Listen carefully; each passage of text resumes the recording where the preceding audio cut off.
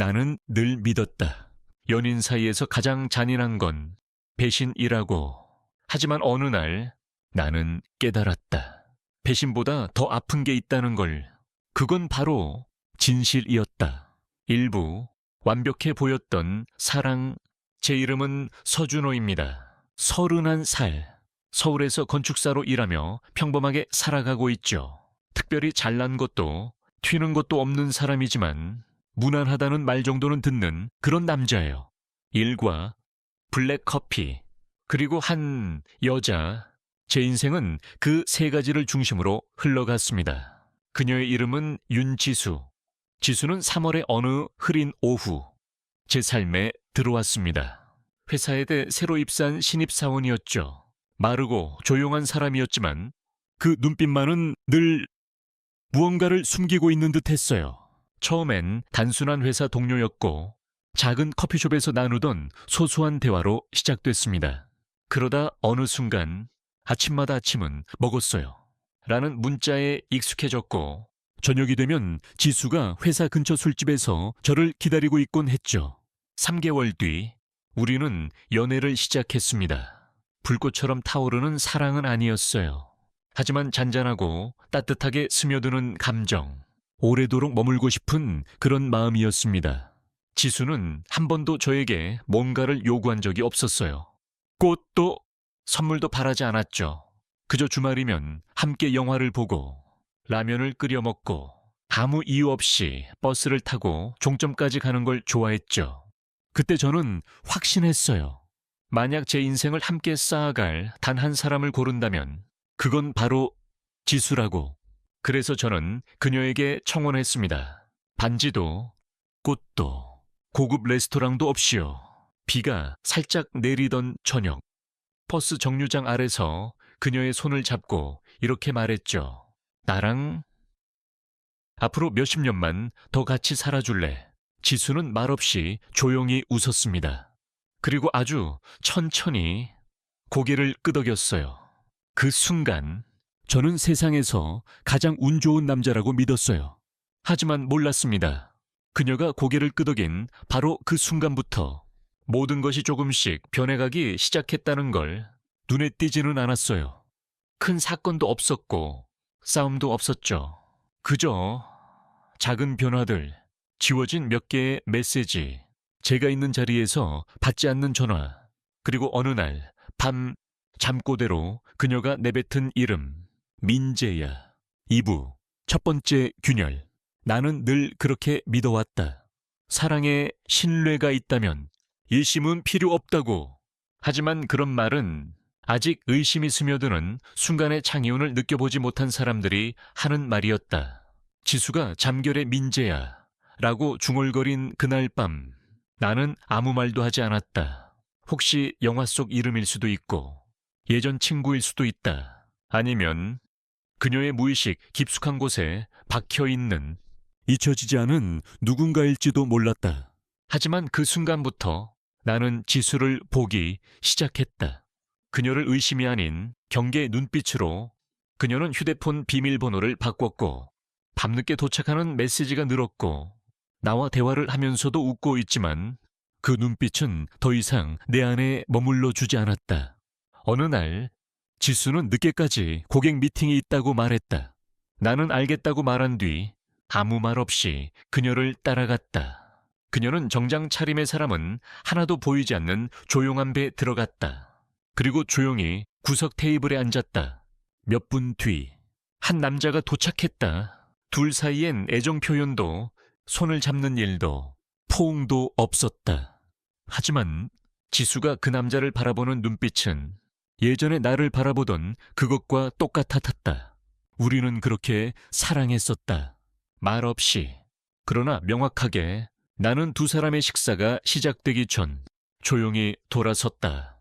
그날 밤 베란다에 서서 담배 한 개비를 꺼냈다. 3년 전 끊은 담배였지만 손은 멈추지 않았다. 지수는 자정이 넘어서야 집에 돌아왔다. 나는 묻지 않았다. 그녀도 설명하지 않았다. 다음 날 아침 우리는 평소처럼 계란 프라이와 커피를 마셨대요. 모든 것이 똑같았지만 무언가가 아주 작게, 아주 조용하게 금이 가 있었다. 나는 그녀의 휴대폰을 보지 않았다. 문자도 몰래 열어보지 않았다. 왜냐하면 나는 이미 알고 있었다. 사랑에서 가장 무서운 건 거짓말이 아니라 더 이상 내 사람이 아니라는 직감이라는 걸. 3부 제3자일까?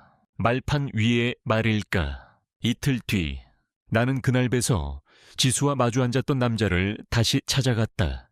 그저 우연처럼 보이게 서 있었지만 사실 나는 그를 일부러 기다리고 있었다. 그는 건물 입구에서 나오는 중이었고 나는 조심스럽게 다가가 말을 걸었다. 안녕하세요. 저는 윤지수 씨의 약혼자 서준호입니다.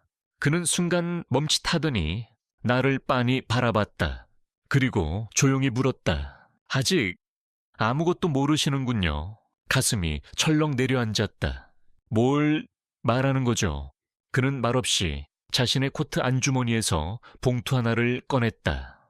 내가 열어보니 안에는 여러 장의 사진이 들어있었다. 사진 속 지수는 다른 남자와 함께였다. 그 남자는 나도 잘 아는 얼굴이었다. 중년의 남자, 비싼 정장을 입고 고급 시계를 찬 채 우리 회사 모기업의 임원 중 한 명. 회장실 바로 아래에 있는 그 사람. 그때 그는 입을 열었다. 저는 한민재입니다. 지수 씨와 그런 사이 아닙니다. 오히려 전 그녀를 감시하는 입장이었죠. 나는 믿을 수 없었다. 감시요? 왜요? 그녀가 고위 임원과 사적인 관계를 맺고 그걸 이용하고 있다는 내부 제보가 있었습니다. 나는 머리가 어지러워졌다. 그럼 왜 저한테 이걸 말해주는 겁니까? 그는 주머니에서 또 다른 물건을 꺼냈다. USB였다. 그는 내 손에 그것을 쥐어주며 말했다. 이 안에 진실이 들어있습니다. 그리고 당신도 아마 그녀 계획 속 하나의 말말판 위의 말이었을 겁니다. 나도 그랬고요. 그래서 더 이상 침묵하고 싶지 않았습니다. 그는 마지막으로 나를 한 번 더 바라보더니 말없이 걸어 사라졌다. 남겨진 나는 가을바람 속에서 USB 하나만 손에 쥔 채 어떤 진실이 내 눈앞에 놓여 있는지조차 감당할 준비가 되지 않은 사람처럼 멍하니 서 있었다. 4부 계산된 사랑의 대가. 그날 밤 나는 불 꺼진 거실에서 노트북 화면만 켠 채 앉아 있었다. USB를 꽂고 하나씩 파일을 열기 시작했다. 사진, 녹음 파일, 문자 캡처, 일정표. 모든 것의 중심엔 한 사람이 있었다. 윤지수. 그리고 나는 곧 알게 됐다. 지수는 나를 처음부터 알고 있었다. 회사에 우연히 입사한 것도 아니었고 나와의 만남도 우연이 아니었다. 모든 것이 계획이었다. 그녀는 내가 누군지 알고 있었다. 과거 S그룹 회장의 외동아들.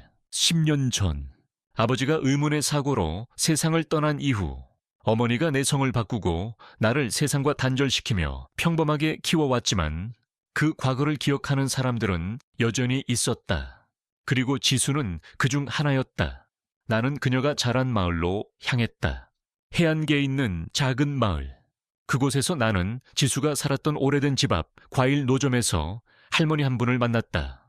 사진을 보여드리자 그분은 한숨을 쉬며 말했다. 지수, 그 애 참 얌전했지. 근데 집안이 망하고 아버지가 스스로 목숨 끊은 뒤부터는 사람이 완전히 달라졌어. 엄마도 병으로 오래 못 살았고 다 S그룹이랑 얽힌 일이었잖아. 나는 말을 잇지 못했다. 그냥 조용히 바다를 바라보았다. 파도 소리는 났고 무겁게 귓가를 울렸다. 지수가 왜 내게 다가왔는지, 왜 그렇게 따뜻하면서도 동시에 멀게 느껴졌는지 모든 조각이 퍼즐처럼 맞춰졌다. 나는 피해자가 아니었다. 나는 목표였다. 지수에게 나는 단지 복수를 위한 통로였고 과거를 되돌리기 위한 열쇠였으며 무너진 인생을 다시 끌어올리기 위한 발판이었다.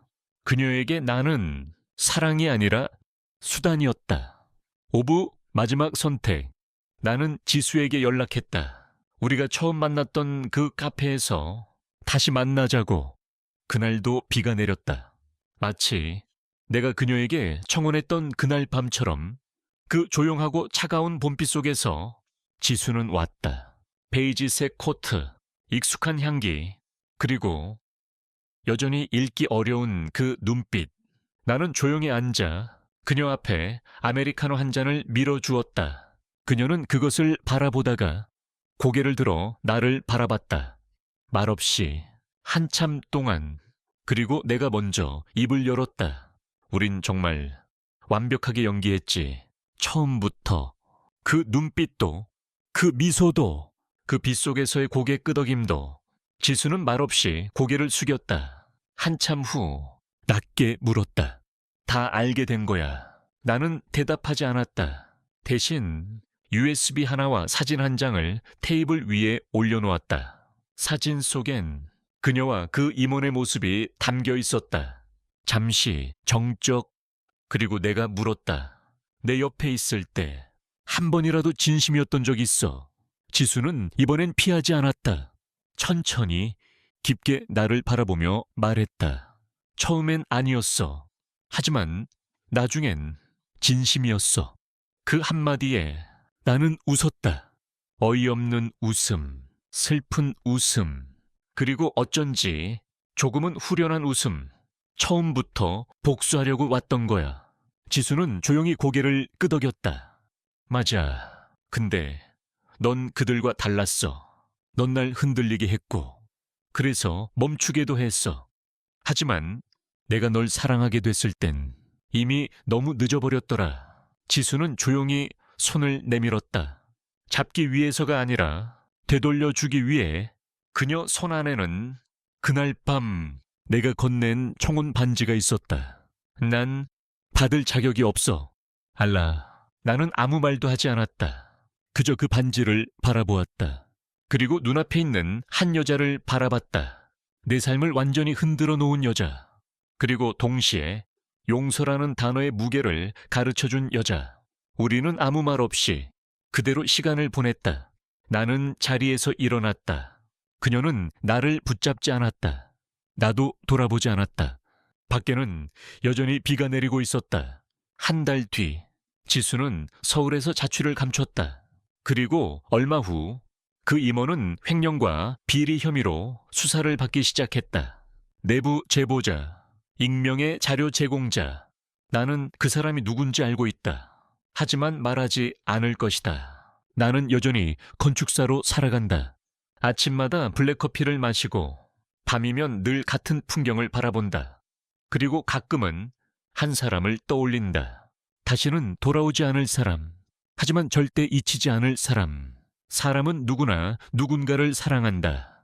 때로는 그 사랑이 거짓에서 시작되더라도 그 끝이 용서와 평온으로 마무리된다면 그건 아마 사랑이었다고 믿고 싶다.